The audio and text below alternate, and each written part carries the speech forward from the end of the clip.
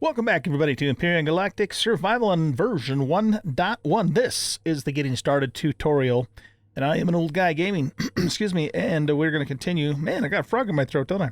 We're going to continue our tutorial series here in part 22, 21, 22, whatever part this is. So in the plan for today is a few things. We're going to try and get our garden planted, or at least part of it planted. We're going to get some solar panels laid down, and then we will try and get started on our deck in the back here, our landing pad, essentially. So that's the plan, but we'll see how far we actually get. Let's start off with some comments that I have received from a couple people that I want to go through. One of the things that we need to cover is that I have a correction to make. I told you something that's incorrect, and I want to correct that now. I said that when you're in your constructor and you see something that is gray, it means you don't have the resources to make it. Actually, what that means is I can't learn the skill for it yet because it's probably, it has a higher level. So for example, this is the deconstructor. And if I go into the tech tree and look at base, deconstructor requires level 12, and I'm only level 10. So the gray means, more specifically, that I can't learn this yet. The light blue means that I can learn it, but I have not learned it yet. Okay, so anything that's light blue, I'm able to learn it. In other words, I've met the prerequisite to learn it, but I have not actually learned it yet. Gray means I am not high enough level yet to learn it. Might also mean I don't have enough points either, but I don't know. I'm not sure about that. Whether it's basing that upon points or upon level or maybe both, I'm not sure. But either way, if it's gray, it means I'm unable to learn it at this point. Okay, so I wanted to clear that up. Let's see, what else we got? Somebody mentioned that you can... in the very early game, as soon as you get yourself a harvester here, you can actually use that to kill critters, as opposed to Gatling guns, and it's a lot cheaper to use it for that purpose.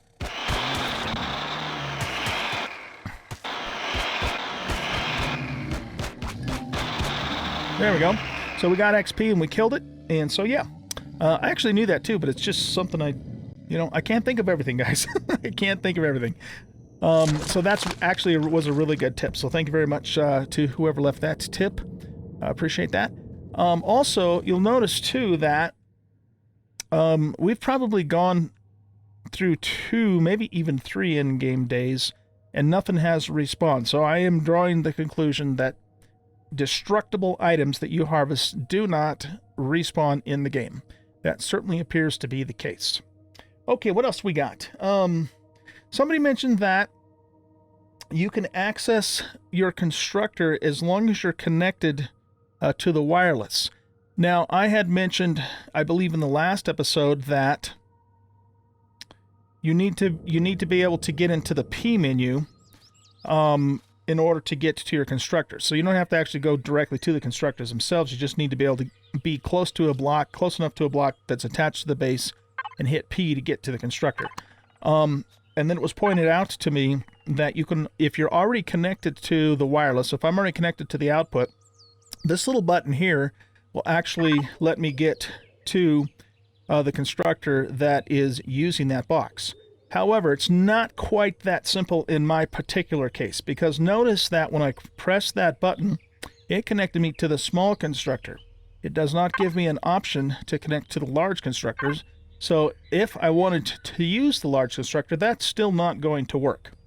And I even, before I started the camera, I even, disconnected the small constructor, and then I could connect to the large. But then as soon as I reassigned the small constructor to the output, it goes back to the small constructor. So for whatever reason, the game prioritizes using the small constructor instead of the large constructor. So that could still not potentially work for you if you have multiple constructors all sharing the same output. It's certainly a useful tip to know, but as I just demonstrated, it's not necessarily going to work for you in every situation. Okay, so yeah, let's go through that again, though. It is, just so you know, this button here will connect to whatever constructor is assigned to this out, or I should say, what the constructor that this output is assigned to. But if you have more than one, at least in my case, it wants to choose the small constructor, and I don't know how to change that. If I want to use the small constructor, that's not a problem. But if I want to use the large constructor, then this does become a problem, and that little method's not going to work. Nevertheless, it's good to know. Okay, let's see. Next. Somebody told me that the wireless range is actually 100 meters out, based upon the actual device, where it's positioned in the base. So if you have a pretty large base and you put the wireless device all the way on the west side, then it's going to be 100 meters from there. But if I go east, then it's going to be less than 100 meters, if that made sense. In other words, it's probably a good idea to try and put your wireless device in the center of your base as much as possible. In our case, our base is pretty small, so it hardly makes any difference at all. If we look at this, if we look at it and press P, it does tell us right here that it does have a max range of 100. Now, somebody else asked me if you can chain the wireless devices. So in other words, if I go 100 meters out, if I had a really large base and then I set another one, then does it extend it? Let's see if we can test that. Let's make another wireless device here. And we'll just see. We'll see if we can actually make that work. We'll see if we can make that work. I want to go into here. Do we not have... I'm going to trash that. Input overflow. Yeah, that's what I'm looking for. Let's connect to the overflow. And we got the little bug where stuff disappears, so we have to get out of the menu and back in for it to reappear. And we'll put those on our toolbar. Let's put this wireless device on our toolbar. And now what we're going to do is we're going to go out this way till we get almost to the point where the wireless will disconnect. Okay, so right about here-ish. Now, what I'm going to do is I'm going to take this block here. Shit. We disconnected. There we go. I'm gonna hold this block in my hand, and I'm gonna point it at the base. Then I'm gonna press the N key for Nancy, and I'm gonna use this connect option, except for I need to get a little bit closer. Connect not available. Okay, let's get a little closer. Connect to tutorial base. Okay, so this is a really good method for creating structures that are a part of your base, but are not actually physically connected to the base. One really good example of that is making defense towers. You might want to put defense towers on the perimeter of your base, but you might not want to run blocks all the way out to that location. So this is a really common usage of that. So what I'm going to do is I'm going to say, consider this block as a part of my tutorial base. And now you see it'll let me actually set it down. Okay, so let's run all the way out here to where we're almost... Okay, let's come back so we don't actually disconnect. Right about... Oh, no, we got to get a little closer. If you look at my little wireless icon down in the lower left-hand corner of my screen, right next to where it says PvP, as soon as I get here, it cuts off. So I want to go back until that little wireless thing turns back on again. All right, now, let's put this block down here, and then what we're going to do is we're going to grab the wireless and we're going to pop that down there. Okay, and now let's see if we can continue on. Yes, we can. Look at that. Okay, so the answer to that question is you can certainly extend the wireless range by just adding more wireless devices. Ouch. Did he hit me? No, he didn't hit me. Okay, get a little meat and milk here. So there you go. I'm going to actually take that back down, of course. We don't need that in this right now, but you can certainly extend that if you need to. You're going to find that you might need to do that with other types of things too. Like, for example, if you're building a large space station or a very large capital vessel, you might need gravity generators, because the gravity generators will only cover a certain range, and then so you might need to chain them to cover the whole thing. You can almost think of this like a wireless access point, because that's almost really what it is in a large wireless network. Okay, so let's make sure we do retrieve hull blocks. We'll hang on to this because we might, we might want it some other time. And okay, the last thing that was put in that somebody commented on, somebody thought that maybe there's collision damage in the game now. They said they saw me ding the side of the base and cause damage to it. I tried that before I started the camera, and it doesn't seem to work that way. So let's just slam into the base a couple of times. We'll hit the corner there. Okay. And then what we'll do is let's just cut the power on this guy. Hop out and get our repair mode on. And that block is not damaged. So, yeah, it does not appear that we have collision damage in the game. So if, the side of my base or whatever was damaged, it was probably from some other reason, like, maybe a cricket came along and bit it, or I might have accidentally zapped it with the multi-tool or something like that. And as you can see, the harvester is also not damaged. So that does not appear to be the case. Okay, that covers all of our comments and corrections. Once again, I really appreciate everybody who does leave the comments. It's very useful, and let me close that there. And yeah, thanks for doing that. Keep it coming, guys. Keep it coming. Alrighty. One thing that I didn't do that I should have done after we built this part of the base is we should have saved it. We should have updated it. Actually, there's two things that you really should do. No, only one thing. You should save it. So all I'm going to do right now is I'm not saving this for putting it up on the workshop per se. What I'm doing is I'm saving it so that I have it in my blueprints.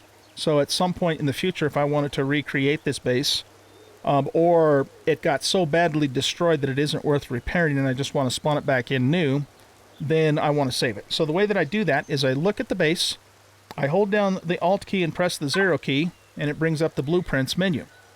Alright, now what we're going to do, I think we've already saved this base at least once. Yeah, we've saved it at least once. So what I'm going to do is, if I wanted to, I could save another version of this, and that would be save as, or I can just overwrite the existing one if I don't, want that. If I don't care if I overwrite that. In this case, I'm just going to overwrite it because the only reason that I'm saving right now is just so I have this backed up in case, something bad happens. Now you can see that the little thumbnail updated and shows the greenhouse in the background and the new coloring that the other one did not have. Okay? For vessels, you want to do the same thing. Okay? Let's take the harvester off of here. We just did retrieve blocks. We'll press the P menu, and no, actually let's use the wireless. Press F4, and the harvester actually went into the bin in the overflow bin in the base because that's what I was connected to at the time. But we actually want to put this in the damaged hoverbike, and we're just going to store it inside the ore and wood controller for now. But we also haven't saved this since we made more modifications to it. So let's do an Alt O on that. We'll go to hover vessels right here, and this is the. Did we rename this thing? No, it's still called damaged hoverbike. You know what? Let's do that. Let's actually go into the P menu. It's called damaged hoverbike. We're going to call this the tutorial HV. We'll just call it the tutorial HV. Okay. Now we're going to go Alt-0, and we're going to save this, and it'll just use the name that I gave it. I can change it here if I wanted to save it under a different name, and then we'll click Save, and now we have saved our HV to the workshop. The other thing you should do with vessels, though, is you should also save them to Blueprint. So the way that I do that is I get up to the vessel, I press the P key, and, to template. Is that what I said? You ought to save it to template. Down in the lower left-hand corner, if I click Save to Template, what that does is it saves the vessel in its entire current condition to what's called a template. And then what I can do is I can either repair this vessel back to that template myself if I have a T2 repair bay, which is kind of more of an in-game thing because it's kind of expensive, or I can stop off by the Polaris and have their repair shop repair it to the template, which is really super useful, and I've made use of that quite a few times already since it's been available in the game. So, two things. Whenever you build a ship or modify a ship, make changes, that sort of thing, do Alt-O to save it to the blueprint, and you can either overwrite the existing version or save a new version if that's appropriate. And then also make sure you press the P key and you save it to a template. So that way you can repair it back to the same exact condition if it gets all banged up. Excellent. Okay, so let's see. What's next? Man, we've got a rainy day here, don't we? We want to plant some stuff in the garden. And you know what? One thing we could do is I actually have a few sprouts already. I've got some aloe vera, some tomato sprouts, and some wheat sprouts. Since our garden is just sitting there not doing a damn thing right at the moment, why don't we go ahead and let's put this stuff in here. Why don't we go ahead and just plant these? Because we can always change things out later. You know, once you plant something, you're not like stuck with it forever. But we might as well have the garden, you know, doing something until we get the actual sprouts we want. Incidentally, I also have the ability to make a few sprouts here too, based upon, again, what we have currently have in the refrigerator. So I can make the alien honey, which is the sweetener plant. I can make fiber plants. I can make the AHAX plant, which gives us plant protein. Or I can make either coffee or space kave. Those are both basically natural stimulants. What I think we'll do is let's go ahead and queue up. Well, here, hold on a sec. I'm going to hold off on that. And the reason I'm going to hold off on that is because we might end up making a few of our sprouts that we need, and I want to make sure that I have the resources to do that. Okay, so let's go ahead and plant what we do have, and like I said, we can easily change these out later once we get the stuff that we actually want. So to plant something, you just put it on your toolbar, you point at the crop plot, and you click the left mouse button, and voila. There you go. We'll plant this aloe vera here too, and then we'll plant the grain plants. Grain is actually a pretty good thing to plant because you can make bread out of it. Bread is very inexpensive. It keeps for a long time, and you can just make a whole crap ton of it, and yeah, man can live and women can live on bread alone. Oh shit, how are we getting attacked? What did we do to piss off the Xerax? This isn't good. They're not supposed to attack us until hostile. Did that change? Oh boy, this is not good, you guys. This is actually not good at all. Okay, well the good news is that they're bringing in a troop transport. I think that's good news. We have 200 rounds in our Gatling guns. So we can't really take this thing down. I mean, I could point my nose up and shoot at it, but I'm not going to take that thing down probably with 200 rounds. Not likely. So what it's going to do is it's going to drop off some troops. And one of the soldiers that is going to drop off is going to be a hacker. And what that soldier's going to try and do is it's going to try and hack my core and take over the base. I was not expecting this to happen. So we're going to let them land, and then we're just going to kill them as quickly as we can with our Gatling guns. Because that's really the only defense that we have. Is it bug? Oh shit. Is it bugging out? There we go.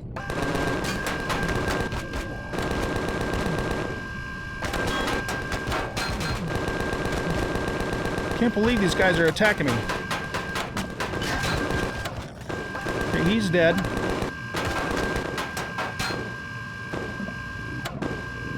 Oh man, I'm almost out of ammo. Okay, plan B. We're gonna get out here, kind of a little bit out of range of those guys. Was not expecting this to happen. Okay, now let's hop out here really quick and let's get our sniper rifle. What the hell? There.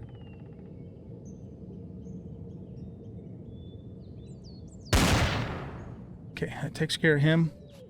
Where did that other guy go?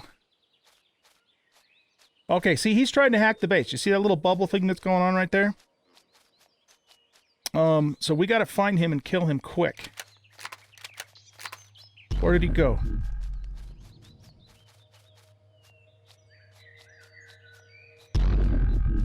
Where the hell's he at? Is he inside? There he is. Screw you, pal. Whew! So he busted down our door, right? And he came in and he started hacking. He doesn't actually have to be inside of the base to do that. He could have, you know, there's a certain range that he can start hacking from. And that must have been damage to the firefight. Oh, geez. Okay. Wow. So guys, I guess the Xerax can potentially still attack you, even if you're not hostile with him. I did not know that. I thought you had to be hostile before they would start attacking. Now, they did leave us some stuff, including a little bit of money, which we do need for our sprouts. Wow. Okay. Well, we certainly survived that. One of the things we need to do, though, ASAP, now that we know that they are going to start attacking us, those mothers, is we need to get some defenses going on the base. So that kind of changes our plans just a little bit here. Let's see here. And I need to get, you know, some more ammunition in my vessel here, too. Let's repair this.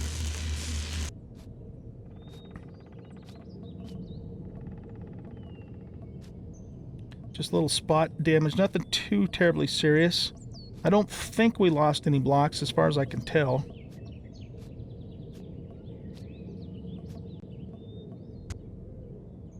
Yeah, that took a couple of hits there. Okay. All right, here's what we got to do. If you go into your P menu and you go to the statistics tab, you can see in this little section here, it'll tell you when the Xerax, it'll give you an approximation, I should say, of when the Xerax will attack next. And right now, I mean, it shows that there's nothing on their calendar for coming after us. But we should keep an eye on that because, you know, maybe, you know, what it'll usually say is something like, you know, less than 3 days or less than 2 days, or then it'll say soon, or then it'll say now, you know, if they're actually attacking you. So what we're going to do is let's go into our tech tree here and go to base, and we need to learn the cannons. So we've got plenty of points, so we're going to learn the sentry guns and then the projectile turrets. We could also do rocket turrets, but we don't really have the resources to make the ammunition for those now. And usually the projectile turrets, especially in the earlier part of the game and on the starter planet, on normal settings like we're doing, difficulty settings, these will actually work quite well. All right, so now what we're going to do is we have to make the turrets themselves. Let me look at something here really quick. If I go here...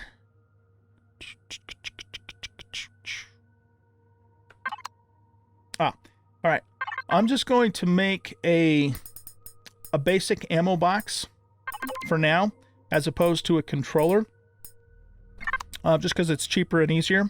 And then I'm going to have this guy make the ammo box, while we have this guy make us a couple of cannons. So, let's see here.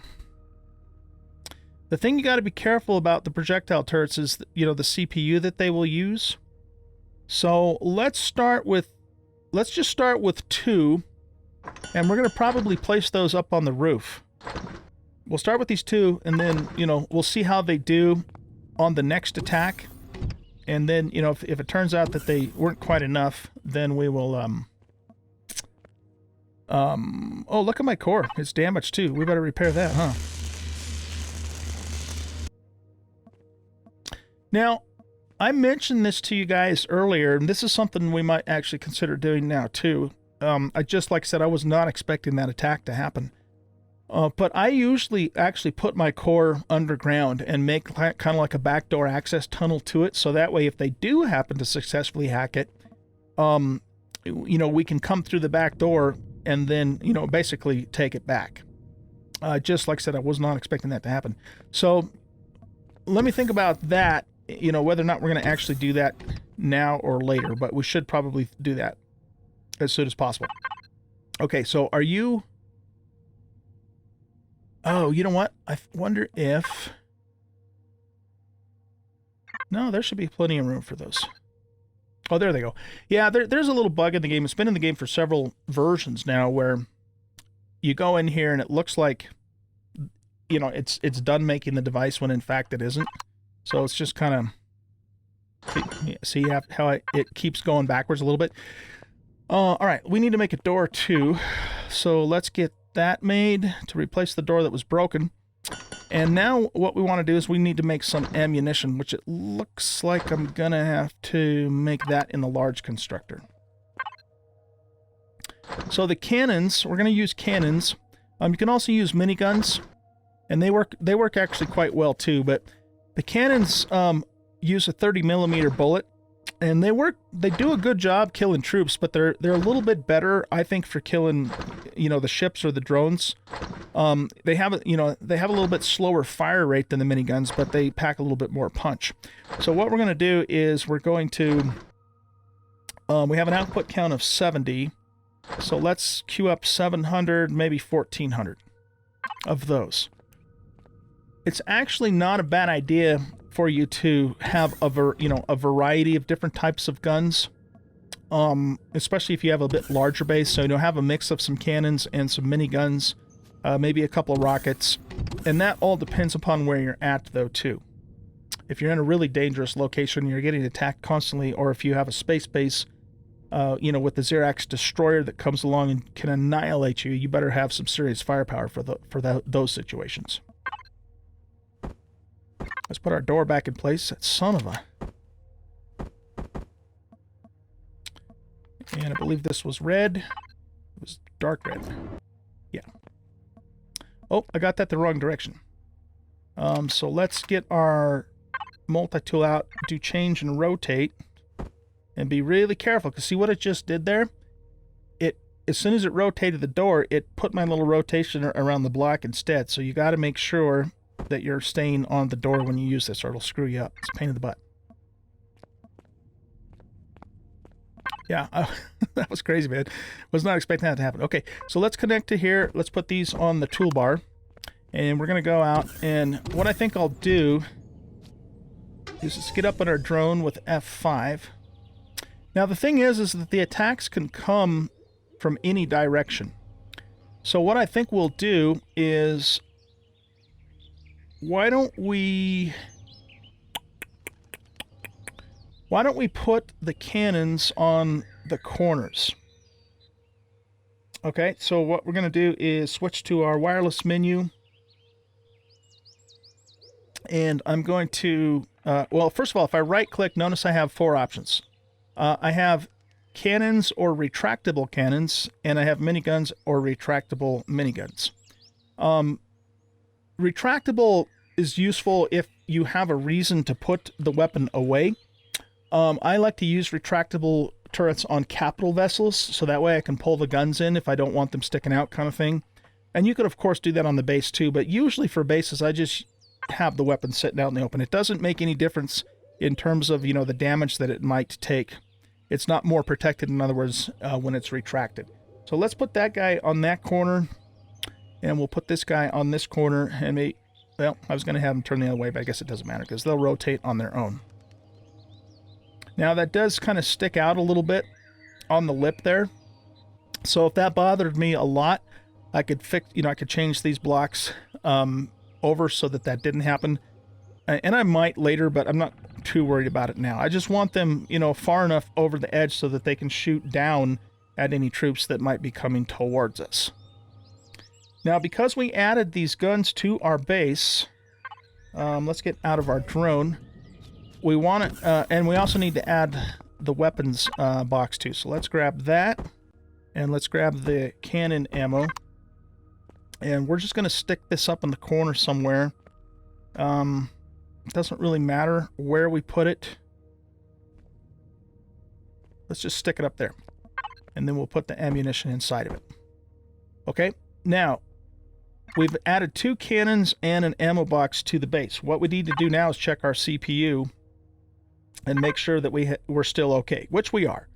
Okay, we have a total of 80,000 CPU available to us, and we've utilized so far 61,000. So we're still okay, but you'll always want to watch your CPU, guys, when you add more stuff to your base, particularly if it's, if it's items that are fairly high CPU usage, which turrets are in general. Okay, let's go to devices. Let's group everything. And now there's a couple important things you want to do when you add turrets to a base, or excuse me, to a ship. You want to set its ROE, right? Rules of engagement. So on a PvP server, you definitely are you're going to want player factions checked, which means it's going to fire on any player that's not in your faction. It doesn't matter for single player. And I just removed that in single player. And, based upon the fact that now it doesn't have to consider that when it's, going through its calculations. It probably doesn't matter when it's all said and done. But yeah, the thing that you really want to consider is prey and predator in particular. If I have this checked, it's going to shoot at passive animals like the parasaurs. See, it's doing it right now.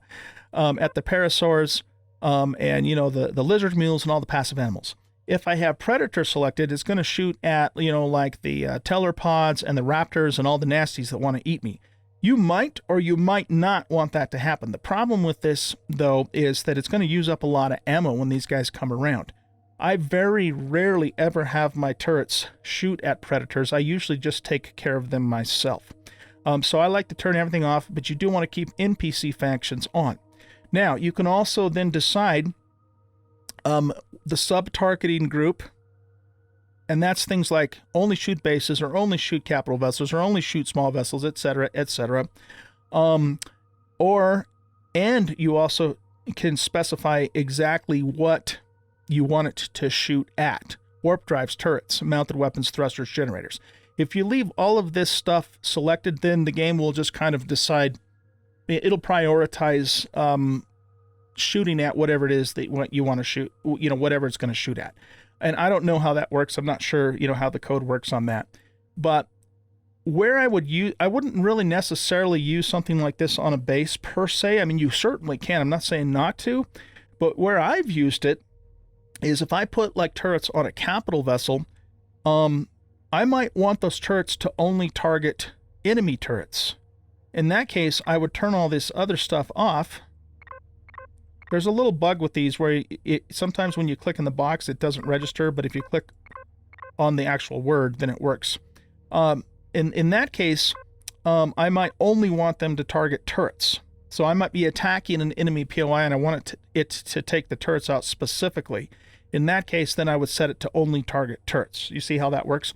In a base situation, I mean, if an enemy is attacking you, you might set it to do the same thing, and maybe also tell it to take out the thrusters, with the possibility of disabling the vehicle without completely destroying it, that sort of thing. But in my own experience, I've found these settings to be much more useful on a capital vessel, on something I'm attacking, rather than something that's attacking my base. It's up to you. But on a single player game, the only thing you need to consider is, do I want it to attack prey and predator or not? I turn those off 90% of the time. And if I'm in a capital vessel or even a small vessel or an HV now with turrets, what are the rules of engagement that I want for the types of POIs for it to attack and specific areas on that POI or vessel that I want it to attack? Okay, hopefully that all made sense. Now, the other thing I want to do is, by the way, all of these settings I can set on a turret by turret basis, or I can apply the settings to the entire group. Okay, and in this case, I want to apply the settings to the entire group. It's very important, though, when you do that, that you click this Apply to Group button to actually apply them. Otherwise, none of your settings will be saved.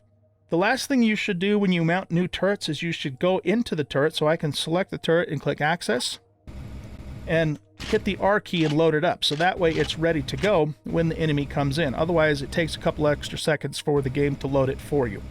And yes, I can control the turret directly if I wanted to, which is kind of cool. Okay, so let's press P to get back into the P menu, and let's jump into our other turret. And maybe I'm going to kind of point this one out this way, and we're going to press R to load it up as well. Okay, very good.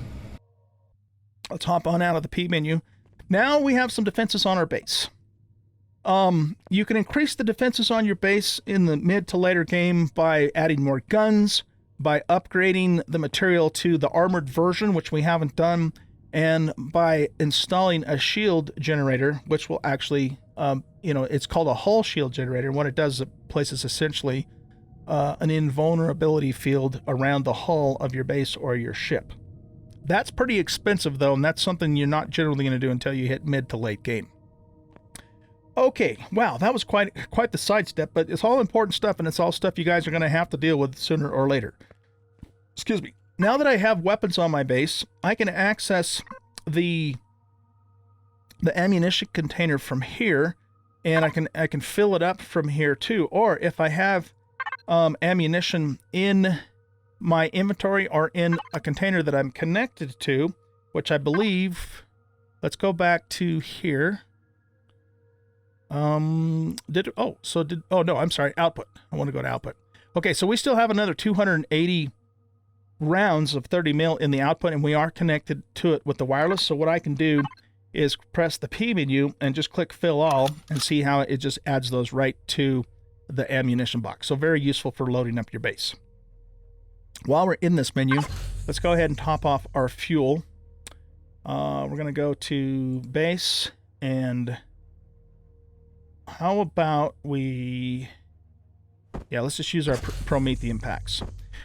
We're going to supplement our fuel usage with some solar panels at some point. I don't know if we're going to get to that in this episode or not. Let's take a look and see where we're at with our garden.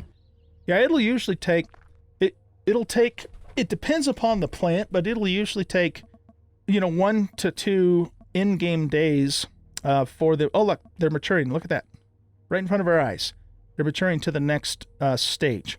So now, they went from the seedling stage to the growing stage. And then what'll happen in the next stage, I think it's called the pre-harvest stage, which is the 3rd stage. And then the 4th stage is the actual ripe stage where you can go in and pick the produce. So yeah, these are also now in the growing stage. These are still in the sprout stage. So the tomatoes are going to take a little bit longer to mature than the other plants will. So since here's the thing we're going to be able to do. When these tomatoes mature, we're going to have a lot of vegetables from them, and we can then turn those vegetables into pumpkins, because pumpkins are the vegetable or the produce that I like to use the most, since they have the most yield. They do take longer to ripen than everything else, but they also give you the most produce. And we could go out and pick some spice. The other thing we need to find is we need some fruit, and we need some buds those 4 ingredients. So vegetables, fruit, buds, and spice are the 4 base ingredients that you need to start making emergency rations, which is the best food in the game. So let me think. How far into this episode are we? We're already 39 minutes into this sucker. That stupid Xerax attack, man. Actually, it was a good thing, because we covered some stuff that you guys do need to know. I just wasn't expecting that to happen quite yet. Why don't we work on our solar farm next? Okay, so solar power, very useful. You should, whenever possible, you should add some solar power to your base, because what it's going to do is the solar power is going to, I'm going to pick this block up and move it over, because we're going to punch a door through there. The solar power is going to supplement your fuel usage, and therefore your fuel will last longer. Yeah, we can just pop him right in the corner. Okay, so let's get lined up here, and we're going to cut ourselves a hole through here.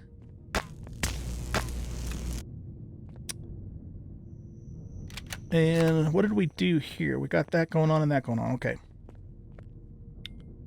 So let's go here. Make sure we're not on whole block and that we have no color selected. And then this is this texture in black. There we go. Okay.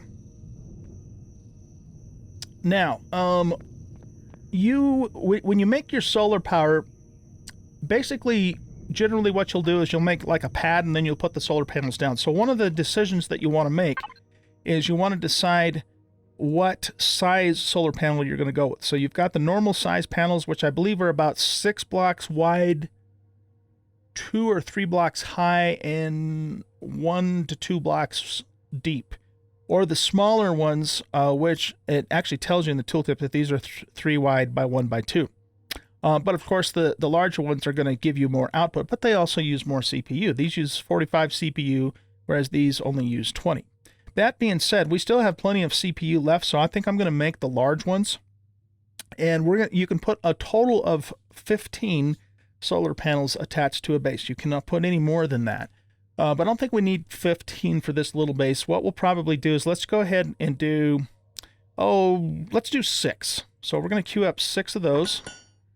And we're also going to, we need to make 2 things when we're doing solar power. We need to make the panels themselves, but we also need to make the capacitors. And so for this small base, I'm going to make 2 capacitors. But the larger your base is, the more capacitors you're going to want to make. These are essentially the batteries that are going to store the power from the solar panels. Okay? Let's see. What are we doing? Let's grab our... I need to make another door, don't I?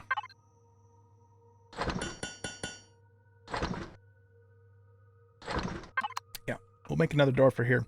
I'm just putting a door here because we're going to put the solar panels on this side of the building, and that way we can get out to them directly. You don't really need to do anything with them once they're in place, but except for we might have to repair them. So we'll just make another door leading out to them. In fact, we don't even need really to... let's see. We got a concrete block here. Let's put that in here for a minute. And go to overflow and reconnect to overflow.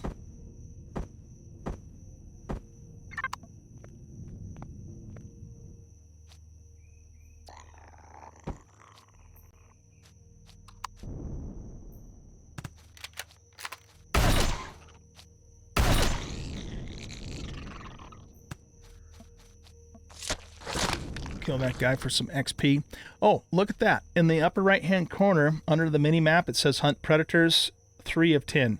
We killed those 2 teller pods earlier, and then I just now killed this cricket. So that counts towards the little quest that the Talon gave us, right, to kill predators. So even though the quest suggests that you should do it on their land, you can actually do it anywhere on the planet. You can't go to another planet and get credit, but you can on your own land. And we will get 500 coin when we're done with that, plus rep. And then we can use that money to go buy the rest of the sprouts that we need. Let's see. I also want... I think we could probably get away with 1 stairway. And we'll make a couple of rails, too, for this stairway. All right, what are you doing? You're finishing the final solar panel. Okay, good. Okay, let's go ahead and get our solar panels set in place. So I'm going to switch to my toolbar with the T key. Let's put our stairs down. Does that stay flush with the ground? Yeah, let's go with these. And then we'll put the rails in place.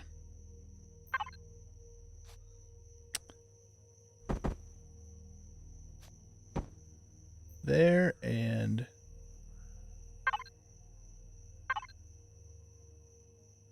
there. Okay, good. Now, we don't need to attach directly to the base for this.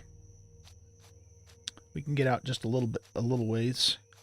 So let's go ahead and where's my blocks?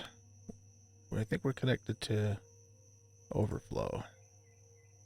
There we go. We'll put the blocks here. Got to put my door in place.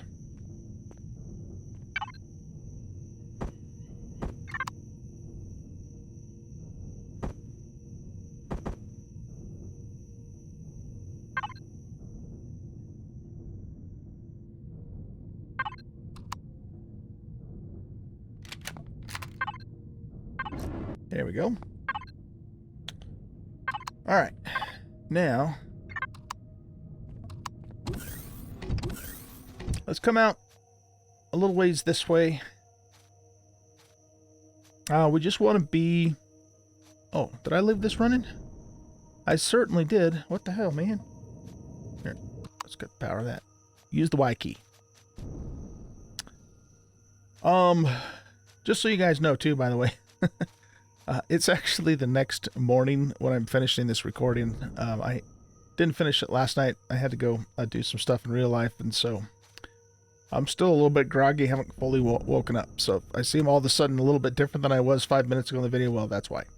Okay, anyway, so here's what we're going to do. We're going to select the blocks, and we're going to use that trick I showed you earlier, connect to the base.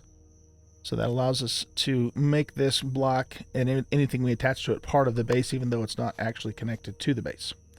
And I'm going to come out far enough to where the shadow of the base isn't going to, be on the solar panel. In other words, I don't want any shadows to hit it. So I think we could start right there, and we'll probably be fine at that location. So the panels themselves, I believe are, they are 6 wide. Let's confirm that though.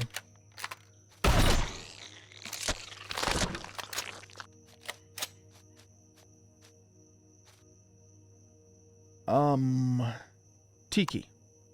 Yeah, my brain's not quite working yet.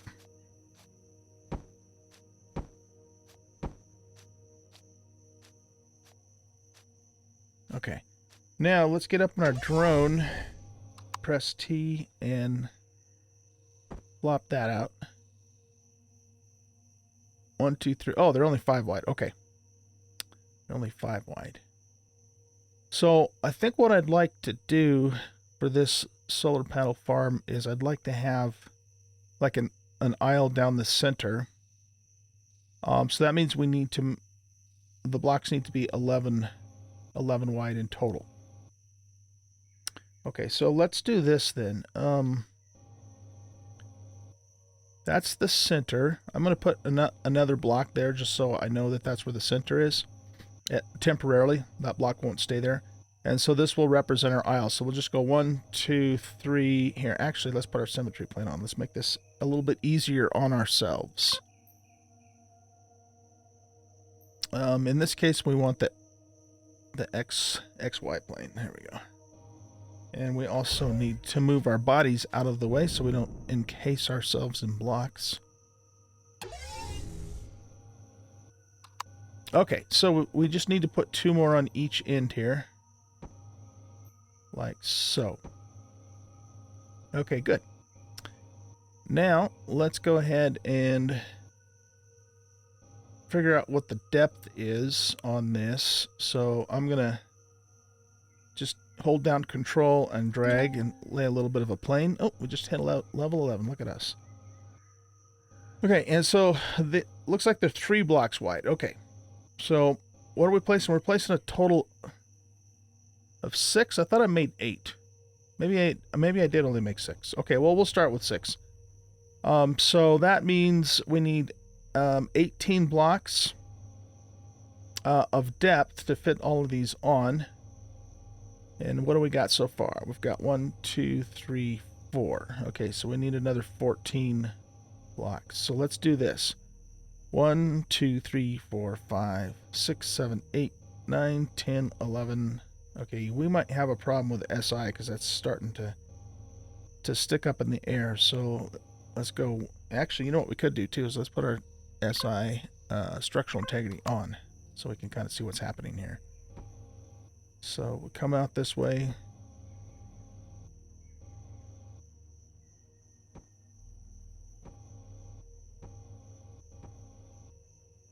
I don't want to go too far because I don't want to collapse stuff. Okay, let's stop right about there.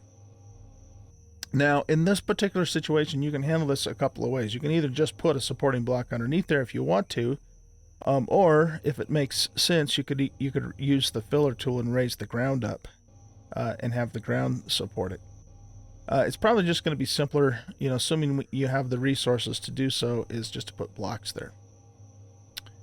And then, so now that we know that that's our supporting point, at least there, we're going to also 2, 3, 4, 5. We're going to do the same thing there, except for that the SI just went weird on us. I think it probably actually placed this block. Yeah, see, it's that bug again that we were talking about yesterday, I think it was. Or not yesterday, but in the last episode. All right, let's do the same thing here. 1, 2, 3, 4, and we'll just bring that up to there. Oh, we're out of blocks already? Goodness. Okay, let's go get some more blocks. I think I still have some of the small constructors here. None in there. Yeah, we got 119 in there.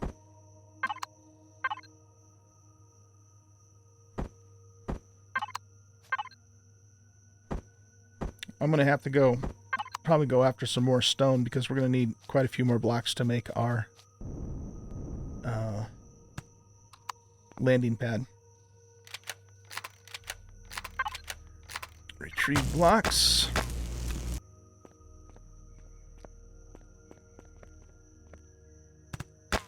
Okay, I'm not gonna keep these down here, at least not for the moment.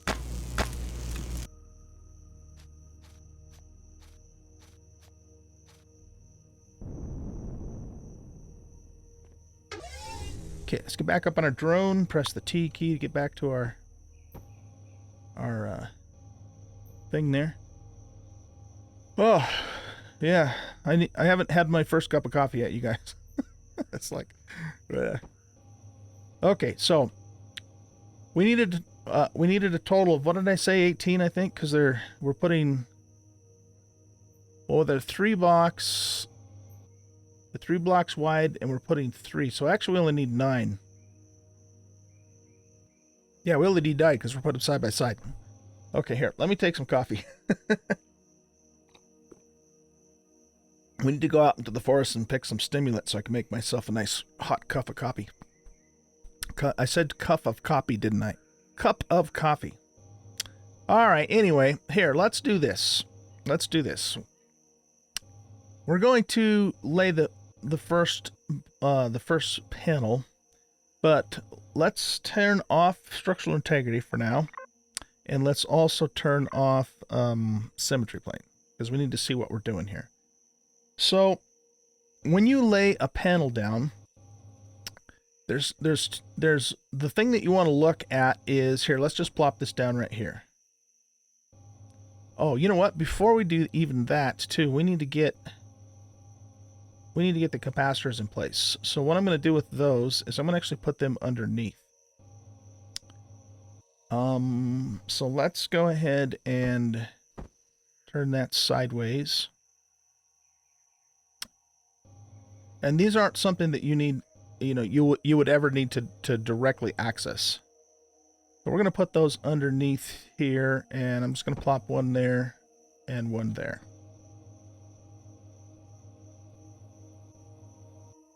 And if we ever wanted to add more of these later, we could. We could come under here and just keep adding more as needed. So what we want to look at, oh, that's very good. What we want to look at is we want to look at the squares on the left-hand side, okay? What this indicates is the average power that this panel will generate in a day. And if you see 4 lit up green squares, that's perfect. That's the perfect position that you want that in. But just to demonstrate something, if I turn it this way, let's see what it is. Okay, it's good that way. That means we have a really good sun in this spot and on this planet. What if we turn it this way? Likewise, okay, cool. And then just to kind of finish this out, if we turn it this way. All right, so you can see that if we turn the solar panel facing that direction, which is, we can't tell that in our drone, but it is to the south. Okay, we're gonna get the worst sun. But this spot and the combination of this location that I've placed in these panels and this planet itself, we could put these any of the other 3 directions and we would get really good sun. Okay? So what I'm trying to say is whenever you place a panel, you have to kind of play around with the positioning of them a little bit, and your goal is to try and get as many green squares lit up as you can. Now these squares over here are yellow in color, and we can't see anything now, but what they indicate is what, you know, the power that the panel is generating at that moment in time. And this could change throughout the day. So for example, if your panels are facing the west and it's morning and the sun's in the east, you may not see much at all. But then, you know, when the sun gets to noon and then starts to go into the western part of the sky, then these things should, in this case, they'll probably light up all the way, and then you'll be getting good solar power. Okay, so that being the case, I think what I'm going to do is we'll go ahead and just use this facing here, but we need to pick all of these back up and reposition them. So I'm using, you know, retrieve blocks, so we get the whole block, of course.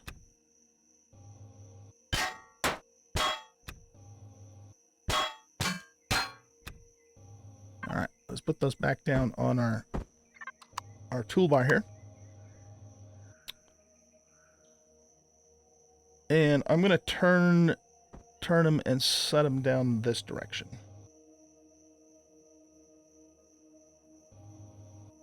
And let's put our symmetry plane on too. Back on. Okay.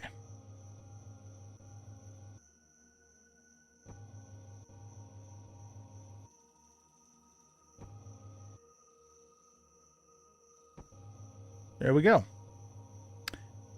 What I might end up doing is leaving these blocks in place. And that way we can add more panels later if we decide to do so. But let's just see how these 6 panels do. Because we've got really good sun, I think these panels are going to do a really good job of helping to supplement the power on the base. And it's a small base too, and we're not really going to add a whole lot more significant to it. So I'm thinking these panels will probably do just fine. All right, cool. Very good. Very good sun. You know, my Let's Play series, if you guys have been watching it, is on the Swamp Planet, and I set up a maximum solar farm there. I mean, I used all 15 panels that the game allows. And I couldn't get more than 2 green squares no matter which direction I went, but I think that's because I'm on the Swamp Planet and it's, you know, it just doesn't have as good as sunlight. And I'm on top of a mountain too. Actually, no, you know what? Now that I think about that, hold on. Now that I think about that, I'm really far north on the Swamp Planet. And I think that probably is factored in too now that I think about it, because we're pretty much on the equator where we are, or close enough to it. And that's probably a factor too. So, yeah, all those things matter. You know, atmosphere matters, cloud cover matters, where you're placing the panels, and, you know, if there's going to be, you know, anything blocking the sun can matter. The equator versus the, you know, the northern or southern hemisphere, extremes matter. All that kind of stuff you want to take into account when you're doing a solar farm. Of course, the best place to do a solar farm is space. If you build a space station at some point, and you have direct sunlight, in other words, the planet, you know, isn't blocking the sun, that sort of thing, you'll get maximum benefit from the solar panels. Okay, so we got that out of the way. What were we supposed to do next now? Sorry. We were gonna go get some sprouts, weren't we? Oh, look at that. Look at that. Our tomatoes are almost ripe. And our grain is ripe. Okay, regarding grain, I like to actually plant corn instead of wheat because corn gives you a lot more grain per harvest. So here's what we're going to actually do with this. Let's go ahead and pick this. I'm just pressing the F key. We're going to pick the wheat here. But the advantage of the wheat is it ripens faster, you know, than the corn does. Let's pick the herbal leaves too. We can use that for medicinal purposes, of course. And then we're just waiting for the tomatoes to finish growing here. Let's go back in here. And I actually should have switched containers. So let's just flip this over into the fridge here. Okay, so we've got 54 grains. Now, if I go in here to the sprouts, to the farming tab, and I look at the corn, notice that the yield on this is 12, whereas the yield on the wheat is only 6. So we get double the yield on the corn that we do on the 6, but it takes 70 minutes for this to mature and only 40 minutes for this to mature. But it's still not an even trade. You're still going to be better off with the corn in the long run because it doesn't take twice the time to mature, but it does produce twice the crop. So in terms of grain, keep that in mind. Now, if you're going to be frequently around to harvest your crops, then it might make better sense to go with the crop that matures more quickly. Or if you need the produce real quick to start out with in order to say maybe make more seeds, it might make sense to start with these. But in the long run, in my opinion anyways, you're going to be better off with the corn because if you're not picking it all the time, when you do go to pick it, you're going to get twice the yield that you will from the wheat. I hope that makes sense. And you can apply that to the pumpkins versus, say, like the tomatoes or the peppers. It's the same idea. The pumpkins take a long time. It takes 145 minutes. That's real time too, guys. That's not in-game to mature, but I get 8 pumpkins out of here, whereas with the tomatoes, I only get 4, right? And this takes 80 minutes. And then the peppers only give me 2, and it takes 50 minutes. I think they nerfed that too. I think we used to get more peppers out of this, so I don't know why they nerfed that. But in my opinion, it makes the peppers, almost worthless because you're only getting 2, and it's 50 minutes. You might as well at least do tomatoes so you get 4 with 80 minutes. But your best bet again is just to do the pumpkins for a total output of 8. But you do have to wait 145 minutes. Here again, unless you're going to be there to pick it as soon as it ripens every time, you're going to be better off waiting that little bit extra time and getting double the produce from that. Okay, so anyway. Yeah, as soon as these tomatoes mature, we can pick them and then turn them and, trade them out for pumpkins. But what we're going to do, for now, let's keep the wheat in place. But we're going to go ahead and make, make some corn for the next plot. Now, be aware that when you make one of these, you get 2 saplings, and it tells you that. It says output count 2. So it's going to cost 4 of any type of grain. So so we've got 54 here, right? It's going to cost some purified water, which we have some there, and it's going to cost a nutrient solution. So we have 9 plots to do. So if we do 4 of these, it'll give us 8 in total. And I'm not going to do the 9th one right now just because I don't want to use all of well, we probably are going to end up using all of that up. So we'll probably have to make some more of this. Stone dust and purified water. Let's make another trip down to the let's see, I want to go to input. Oh, we've got an extra nutrient solution in there too. Let's plop that back in there. Let's go get another load of water here.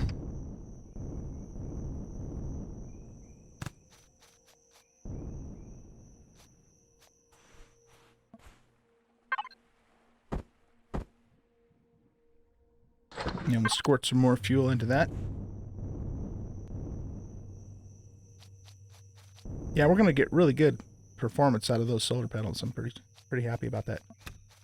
Like those things.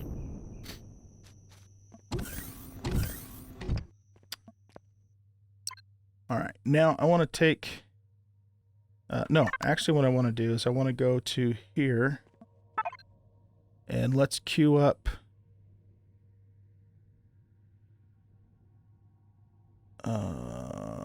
did I put that in the wrong place?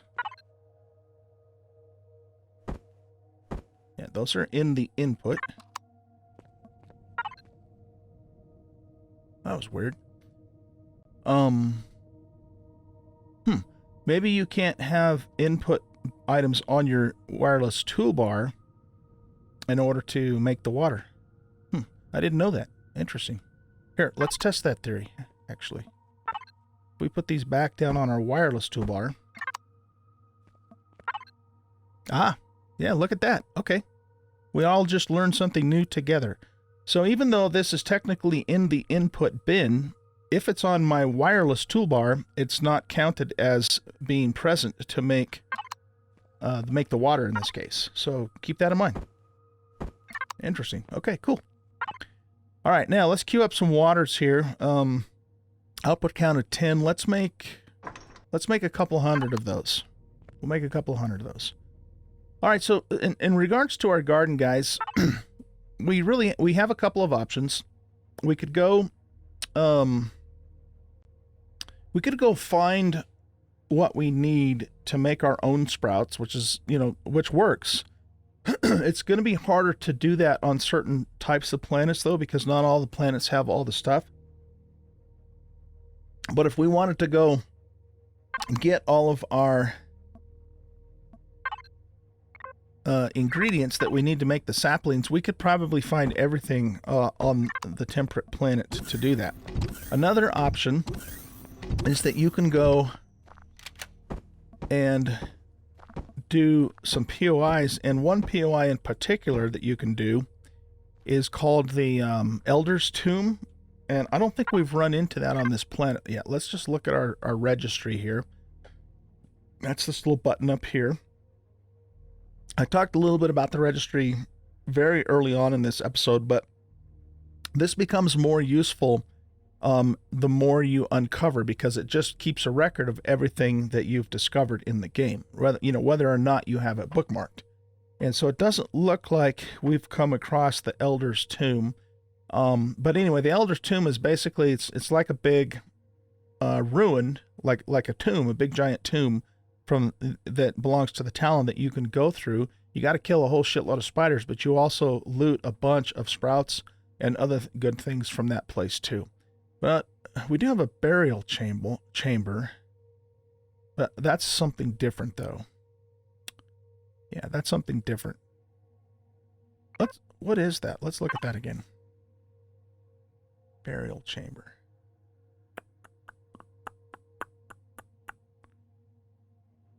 Well, that's definitely not the Elder's Tomb. I suppose we could go look at it again, but there's still a little bit more planet to uncover. Actually, there's a lot more planet to uncover as well. There could potentially be an Elder's Tomb here, in which case we could get a whole bunch of seeds. So what it might behoove us to do is go on a little trip in our hover vessel and maybe see if we can find that Elder's Tomb. Along the way, we'll continue the Hunt Predators quest, so we've got 4 out of 10 kills so that we can get some money. And if we don't find either all the ingredients or the sprouts, the Elder's Tomb, and get the sprouts that way, then we will go to the Talon, and we will just buy the rest of the sprouts that we need. I think that's the plan that we will follow. But guys, I believe we are out of time in this episode. So we will, here's what I'm going to do. I'm off camera.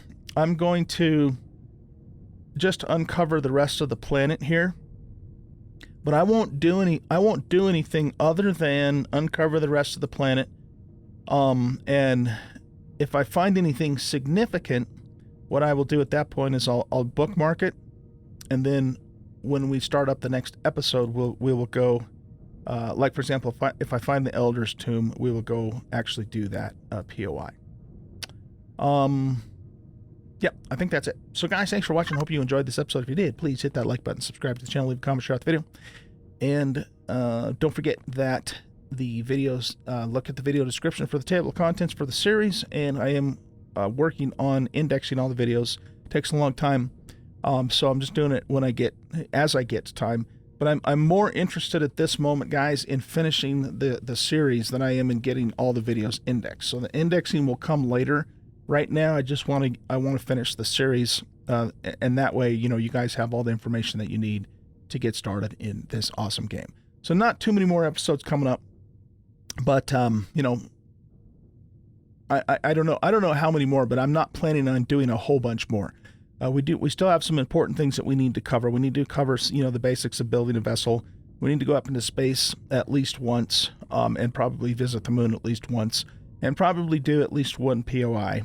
So those are kind of the major things that we still need to check off the list before the series will conclude. All right, guys, that's it. We'll see you in the next one. Bye-bye.